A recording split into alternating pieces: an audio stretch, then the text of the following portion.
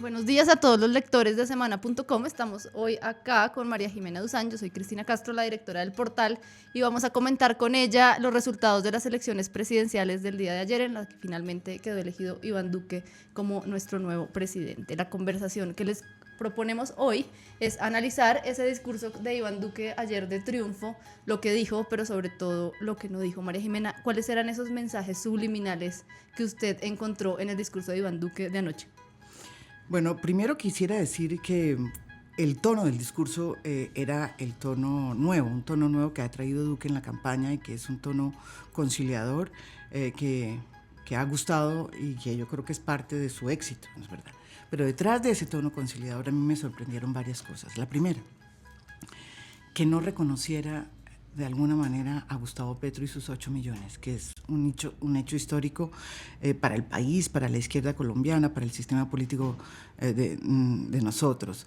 No lo reconoció, que es un gesto que tradicionalmente se hace, ¿no es verdad?, por parte del presidente electo. Siempre lo han hecho. Aquí él, que es el presidente que dice que va a buscar la unidad de los colombianos, no reconoció a su otro oponente que salió derrotado. Es parte de un acto de gallardía que se había utilizado, él lo desconoce. Eso fue lo primero que me sorprendió. Lo segundo, a pesar de que las primeras frases que él hizo eran de concordia y diciendo que él iba a ser el presidente de todos los colombianos, después pasó prácticamente a plantear cuál era la nuez de sus propuestas y qué era lo que iba a hacer como presidente electo. Y ahí fue cuando empecé a ver una versión casi que muy similar a la política de seguridad democrática que el presidente Álvaro Uribe diseñó con su hoy vicepresidenta, que es Marta Lucía Ramírez. Habló de seguridad, de legitimidad del Estado, habló de exactamente los mismos pilares sobre los cuales se edificó la política de seguridad democrática. Me sorprendió un poco porque pensé que él iba a deslindarse de esos dogmas uribistas, pero puso exactamente los mismos pilares sobre palabras distintas, ¿no? En lugar de decir confianza inversionista, emprendimiento, en lugar de decir legalidad, dijo igualdad de todos los colombianos, la ley para todos los colombianos, pero básicamente fueron los mismos pilares sobre los cuales se hizo la seguridad democrática.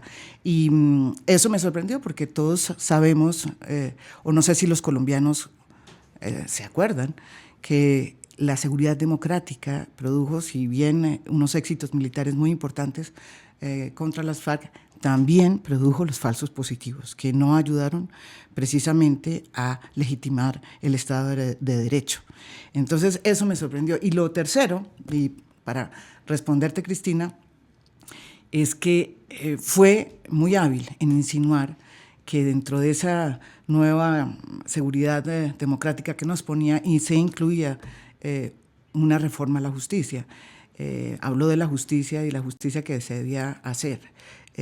Yo me pregunto si estaba hablando, porque todavía no sabemos, de ese proyecto muy cuestionado que tiene que ver con la supresión de las cortes en una. Eso es básicamente lo que hacía a ojo de buen cubero, fue lo que vi. María Jimena, le cuento que en este momento hay 2.300 personas conectadas a este Facebook Live. Queremos invitarlos a todos a que hagan sus reflexiones también y nos cuenten cuáles fueron esos mensajes que ustedes encontraron en el discurso de Iván Duque. Uno de los temas que más sorprendió María Jimena es quizás esa puesta en escena que tuvo el hoy presidente de la República. Era una multitud de personas no muy conocidas por los colombianos. Iván Duque decidió acompañarse por muchísimos jóvenes y no había ninguno de estos representantes de la política tradicional que lo acompañaron en la tarima. Lo vimos con su familia, estaba sí. Alicia Arango, estaba su asesora Glorisa Ramírez, y más que eso no encontramos allí a esas personas que adhirieron a él, a César Gaviria, a Alejandro Ordóñez, a Vivian Morales, a Fabio Valencia, a Luis Alfredo Ramos. ¿Usted por qué cree que él tomó la decisión de ocultar o de darles un lugar menos protagónico a estas personas que lo acompañaron? Bueno, porque es una decisión estratégica, la misma que lo llevó precisamente a decir que no quería hacer debates en la última semana, porque sabía que ese es su flanco débil. sabía que Petro le iba a sacar en cara todas las nuevas adhesiones, que según dicen hoy muchos de los comentaristas que hay en la radio y que son partidarios de Duque, son adhesiones que se hicieron sin ningún asomo de mermelada de por medio, cosa que yo tampoco creo. Yo no creo que este vaya a ser el gobierno pues de la no mermelada. Desde luego vamos a ver cuál es el nuevo gabinete, pero detrás de eso pues va a tener que haber puestos para las personas políticas y dirigentes clientelistas que apoyaron a Duque, sobre todo en la segunda vuelta. Pero fíjese que hablando de mensajes subliminales, lo más interesante es que, si bien es cierto que Duque se quiso zafar de ese lastre que es tener semejantes aliados de su lado, cuestionados por muchísimos escándalos de corrupción, sobre todo cuando él habló de corrupción, que también ese es un tema curioso, al final del discurso, casi al final, saludó a Alejandro Ordóñez y a Vivian Morales.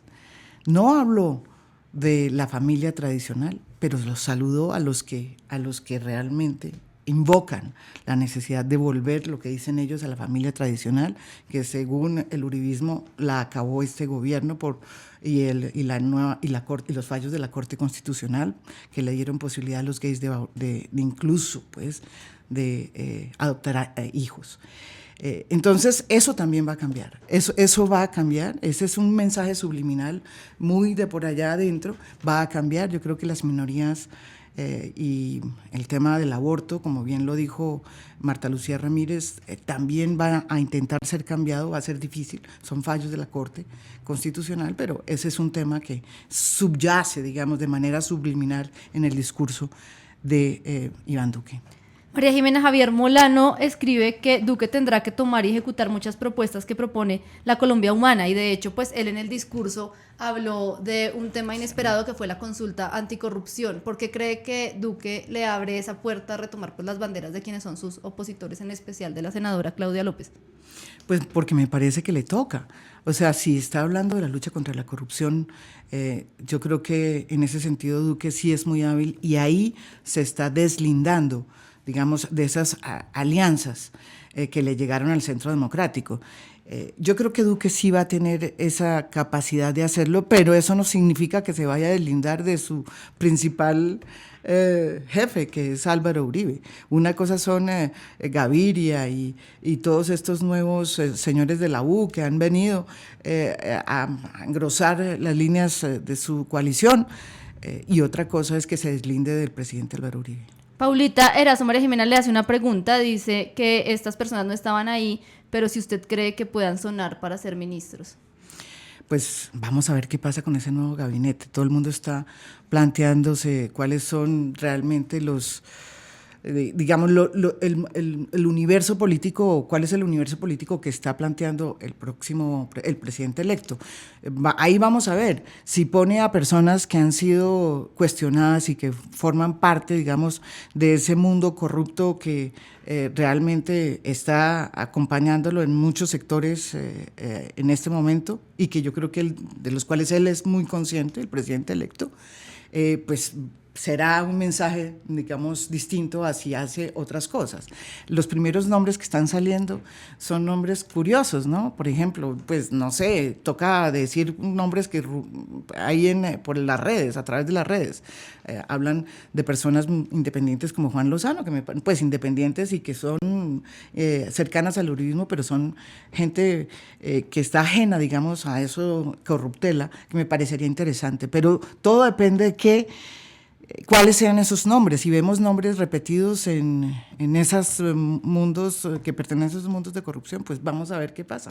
María Jimena, ayer hubo un mensaje que la comunidad LGBTI entendió como un mensaje cifrado para ellos, y es que Iván Duque en su discurso asegura que no le va a quitar derechos a nadie. ¿Usted cree que esa frase garantiza que él no busque ese modelo de familia tradicional que pues tanto ha peleado la senadora Vivian Morales y Alejandro Ordóñez? Yo creo que ese es su principal desafío, porque tiene un problema muy serio en las filas del Centro Democrático. Él ha dicho que está de acuerdo con los derechos a los gays, pero sí, su vicepresidente ha sido muy claro, e incluso él mismo se echó para atrás en algún momento dado diciendo que si bien estaba de acuerdo con los demás, con todos los derechos a que se le habían otorgado por cuenta de los fallos de la Corte a los gays, había uno en que no, que era la adopción. Y yo creo que esa va a ser una pelea muy fuerte que se va a dar y que va a tener que darla ante la Corte, ¿sí? Porque esto es una decisión de la Corte, es que esto no es que quieren cambiar el concepto de familia tradicional, es que hay unos fallos de la Corte, ¿no es verdad? Que dicen que ya la familia tradicional no es la que está diciendo ni Duque, ni Ordóñez, ni Vivian Morales. Esa es una pelea que se va a dar y que tiene de por medio los derechos de las personas LGTBI. María Jimena Marita Pinto le pregunta si usted cree que es posible que Álvaro Uribe que sea traicionado como le pasó con Santos, ahora con Iván Duque. Pues mire, yo estaba acordándome de una cosa que sucedió en el 2014, en el 2010, cuando Santos salió como presidente electo. El discurso que pronunció ese día, esa noche, fue un discurso mucho más duro que el de Duque. Un discurso prácticamente donde se decía que lo mismo que había dicho Álvaro Uribe a través de su seguridad democrática, era una seguridad democrática 2, la que había llegado al poder. Sin embargo, 4 meses después, cuando el presidente asumió el 7 de agosto, hizo un discurso completamente distinto. Que si yo tengo la percepción de que va a pasar lo mismo, es su pregunta, pues por lo que le oí en el discurso inicial a Iván Duque, no. Pero de pronto me equivoco y pasa lo mismo que pasó con Juan Manuel Santos. Yo tengo mis dudas y ojalá me equivoque yo. Yo pienso que Juan Manuel Santos tenía mucho más herramientas políticas para enfrentar a Uribe en su propio territorio, ¿sí? Y hasta este momento no le veo que las tenga Iván Duque. Ojalá me equivoque, por el bien del país, porque me parece que en muchísimas cosas, por ejemplo, en el proceso de paz es claro que el proceso de paz se devuelve a la negociación del no.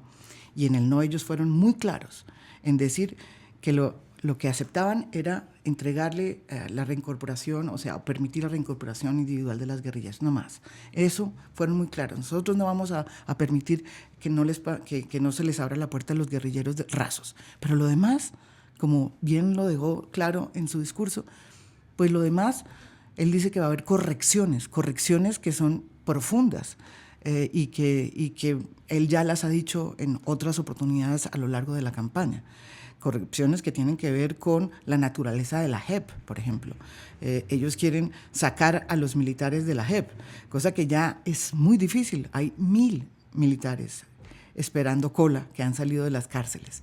¿Van a hacer eso? Yo no sé si van a poderlo hacer. María Jimena, ya que habla de ese tema, Charles Basto le pide que por favor le cuente en su opinión qué va a pasar con el proceso de paz ahora que llegue Iván Duque, si usted cree que sería posible que puedan resurgir las guerrillas como objeto de la presión que se va a dar en este nuevo gobierno.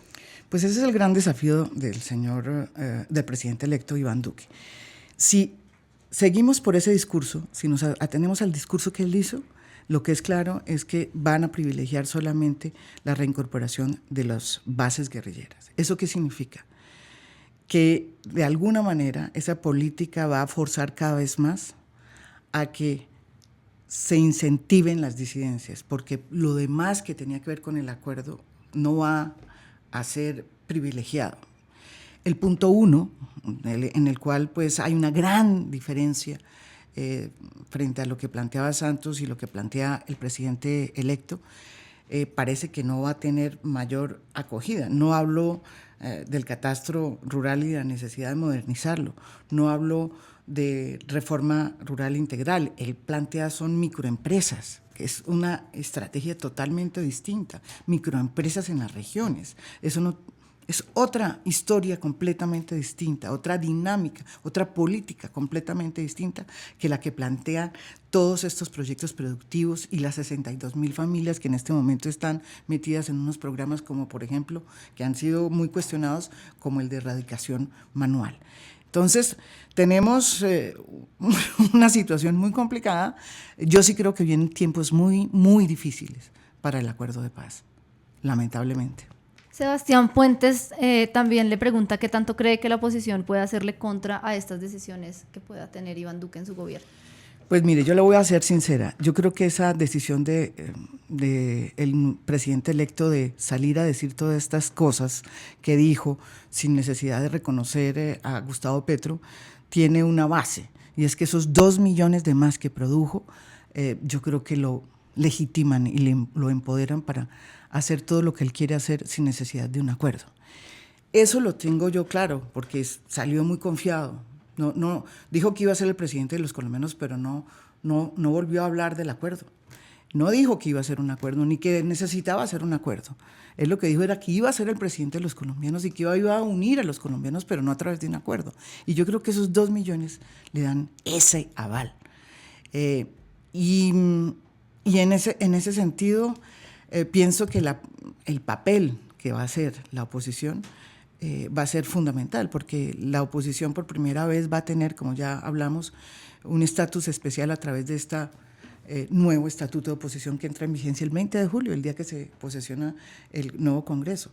Desde ese momento, el país va a tener una oposición reglada, con estatus, y va la oposición a tener que entrar en una coalición con un jefe. Y ese jefe ya habló ayer. Y ese jefe sí va a ser oposición, que es Gustavo Petro. O sea, a mí me sorprendió mucho que la reacción de muchos uribistas era decir, pero qué cosa, qué agresividad, que no, es la oposición, una oposición que se debe hacer, yo creo que es normal, ¿no es verdad? Es una oposición, un jefe de oposición. Entonces va a haber un jefe de oposición y un gobierno, cosa que me parece que es muy importante desde el comienzo. Eso era lo que quería en muchas cosas, en muchas oportunidades, Virgilio Barco en su momento, gobierno y oposición. Va a haber gobierno y oposición. Y la oposición le va a tocar unirse, ¿sí? Y al gobierno le va a tocar unirse en su coalición. Y eso es bueno para el país. Yo no registro ese discurso de Petro como una cosa de odio y de exacerbar a las clases, como están diciendo muchos uribistas, sino más bien como un comienzo de madurez política de este país. El sistema anterior se rompió y ahora tenemos uno nuevo, y es este. Gústenos o no, así está, y eso fue producto del acuerdo de paz. Uno de esos cambios profundos que se presume vendrán tendrá que ser la reforma a la justicia. Recordemos que el Iván Duque antes de la primera vuelta hablaba de la propuesta de eliminar las altas cortes y unificarlas en una sola corte. Aquí Juan David González nos recuerda pues esta situación y nos dice que con este nuevo gobierno los fallos de la corte van a ir para la caneca de la basura, pues él cree que la Corte Constitucional va a ser suprimida. ¿Usted cree lo mismo que Juan David González, María Jimena? Pues yo creo que hay un intento muy grande dentro del uribismo para suprimir la Corte Constitucional y la Corte Suprema de Justicia en momentos en que está investigando a Álvaro Uribe. Y en ese sentido yo creo que el país, ese país nuevo que surge, va a reaccionar. Yo sí creo que eso va a reaccionar y va a producir una movilización distinta a la que hemos visto, porque se trata obviamente de cercenar el Estado de Derecho. El Estado de Derecho en este momento no podría funcionar si deciden cambiar las bases sobre las cuales se hizo, ¿sí? Y digamos, esto sí es una amenaza a la democracia, es una amenaza al pluralismo y es una amenaza al Estado de Derecho que creó la Constitución del 91. Entonces, yo sí creo que están de por medio de esas cosas. Es claro que el gobierno de Duque va a tener que enfrentar ese tema. Es claro que hay sectores del Centro Democrático que quieren hacer esa reforma. Minutos antes de que ganara el presidente hoy el presidente electo, Iván Duque, hoy el presidente electo, Álvaro Uribe salió otra vez a recordar que él quería hacer esa reforma. Y él es senador y es parte de ese Congreso. Y yo creo que ese es uno de los temas que se nos viene encima. Es una amenaza muy fuerte. Yo considero eso una amenaza contra el Estado de Derecho.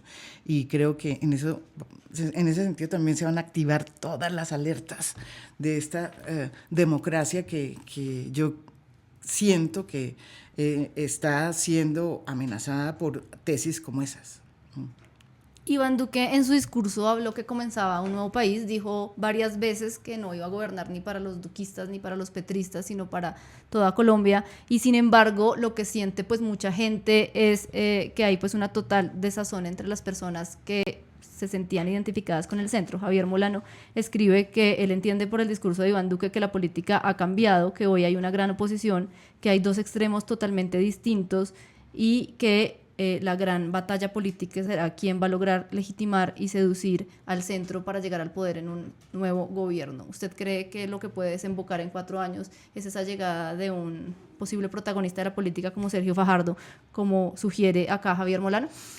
Pues mire, yo creo que uno de los grandes derrotados de la jornada de ayer fue Sergio Fajardo, Humberto de la Calle, todos los que plantearon el voto en blanco, aunque el voto en blanco subió un poco, digamos, si comparamos con lo que pasó en las elecciones anteriores, realmente fue muy pequeño su porcentaje. Yo creo que este país no es un país de voto en blanco. Yo creo que este país está cada vez más montado en un esquema distinto que tiene que ver con un gobierno y con una oposición, como pasa en Europa, como pasa en España, como pasa en Estados Unidos, como pasa en cualquier otra parte del mundo donde haya una democracia más o menos legítima. Y eso no tiene que asustarnos, ¿sí? Yo creo que esa opción del voto en blanco perdió. Y lo que se vio claramente, esos 8 millones de Petro son una demostración de que el voto en blanco no era la opción más importante que estaba trabajándose en el país como gran renovación política. El voto en blanco no va a funcionar por lo pronto en los próximos años. Lo que está funcionando hoy es todo lo contrario, es un nuevo, una nueva oposición no liderada por Robledo, que fue el que impulsó el voto en blanco también al lado de Sergio Fajardo, sino por Petro, que se llama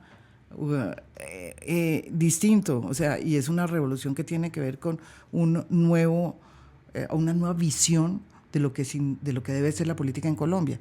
Gústenos o no, él mete todo el tema de la sostenibilidad, un tema que es nuevo, toda la cosa del animalismo. Hay elementos muy nuevos en el tema de Petro que puede a uno gustarle o no, pero que llegaron a quedarse en la política colombiana y que no se van a ir. Y yo creo que eso es un tema que hay que enfrentarlo bien y que tiene que ver con un nuevo modelo de político y que no es que tenga que ver nada con el castrochavismo ni nada, sino que es un nuevo modelo, como pasa en muchas partes del mundo y muchas democracias sin necesidad que se salgan de la senda democrática. Hay otro tema, María Jimena, de ese discurso de Iván Duque que ayer no se dijo, pero que se sabe va a ser uno de los puntos pues, más importantes de su gobierno. Marcos Arango Tamayo le pregunta si cree usted que las políticas antidrogas propuestas por Duque van a tener un efecto positivo o lo que van a hacer es que retornemos a la violencia que no teníamos hace muchos años. Sí, una de las cosas que más me preocupa del nuevo presidente electo es su relación tan estrecha con 3 congresistas norteamericanos que son Mario Díaz-Balart, y Marco Rubio y los otros Balart. ¿Por qué? Porque ellos son de Florida, ellos tienen una percepción muy dura sobre lo que debe ser la política de drogas en América Latina y acaban de sacar un comunicado diciendo que van a ser los principales colaboradores de Duque para la implementación del acuerdo y para erradicar, dicen ellos, el crimen y el narcotráfico. Sin duda esto significa que vamos a volver a las famosas fumigaciones aéreas, no con glifosato, porque según la Corte no se puede hacer con glifosato, pero con otro material. El impacto que esto tenga en las zonas donde hoy se están haciendo las erradicaciones de manera voluntaria puede ser muy alto. Hay 62 familias, 62,000 familias en el plan que se estaba haciendo de erradicación manual, 62,000 familias que en este momento esperan no que les llegue la fumigación, sino que les llegue un Estado con la solución o con el proyecto productivo para que lo saquen de la ilegalidad. Si en lugar de llegarles con el proyecto productivo a través de los PEDETs o a través de todos los programas que se establecieron y que dejó trunco este gobierno, les llega la fumigación aérea, pues en 5 minutos va a haber una protesta en todos esos territorios, unas protestas muy fuertes, y eso va a radicalizar este gobierno, va a radicalizar la posición, va a radicalizar la propuesta, la protesta. Se vienen En ese sentido, tiempos muy difíciles. María Jimena, en estos comentarios de este Facebook Live hay una discusión enorme sobre el supuesto discurso de odio que una de las personas que la están escuchando dicen tiene el uribismo, y por el mismo lado muchísimos uribistas que están en este momento viéndola están diciendo que no existe tal discurso de odio. Y con esto quisiéramos pues cerrar este Facebook Live en el que ya llevamos 26 minutos. ¿Usted cree que este nuevo escenario con Duque presidente va a seguir con la polarización tan pugnaz que hemos vivido hasta hoy? Sí, creo que sí. Lamentablemente veo que no se encuentran otros canales distintos a la polarización, que no es mala. Yo no creo que la polarización sea mala. Yo creo que nosotros confundimos polarización con oposición y con debates yo creo que eso está bien. Dejemos de temerle a la oposición y al debate público. Uno puede decir cosas buenas del presidente electo, cosas malas del presidente electo, y eso no significa que uno está incentivando el odio ni teniendo sesgos en las preguntas. Yo creo que eso hay que plantearlo de manera distinta. Cada quien tiene su opinión, y yo creo que es importante entender que es el momento del debate, y el debate significa polarización, pero la polarización no es mala per se. Lo otro, y lo que es distinto y lo que es difícil, es que no se escuchen, y eso es lo que pasó durante los últimos 4 años. Nunca se escucharon, ni Uribe ni Santos nunca se escucharon. ¿Vamos a volver a seguir lo mismo? ¿A lo mismo? O sea, ¿Duque y Petro no se van a escuchar? Eso es el temor que yo le tengo, que se cierren cada uno en sus cápsulas y se monten en sus aviones y ¡pum!, y se estrellen, como nos estrellamos durante tantos años con el gobierno del presidente Santos. Este es un país dividido que deja a Santos dividido, eso no lo tengo claro, pero por el otro lado, yo creo que es importante saber que hay una oposición y hay un gobierno y que hay cosas en común que hay que trabajar por el bien de este país, ¿sí? Y si no entienden eso, ni Duque ni Petro, estamos jodidos. Bueno, María Jimena, muchísimas gracias por habernos acompañado aquí en el estudio de la revista Semana, y a los más de casi cerca de 4.000 personas que están conectadas en este momento a este Facebook Live, los invitamos a que sigan todo el cubrimiento que hicimos de las elecciones. En nuestra página web encontrarán análisis, entrevistas y unos especiales de datos muy interesantes que pueden consultar hoy para entender un poco mejor lo que pasó en la jornada electoral del día de ayer. María Jimena, la dejo para que se despida de exactamente las 3.600 personas que están conectadas y que la acompañaron durante esta media hora. A todos ustedes, muchísimas gracias por estar con nosotros en esta cita, y seguiremos tratando de entender qué es lo que nos está pasando, porque esa es la función que tenemos nosotros los periodistas, ¿no es verdad, Cristina? Muchísimas gracias.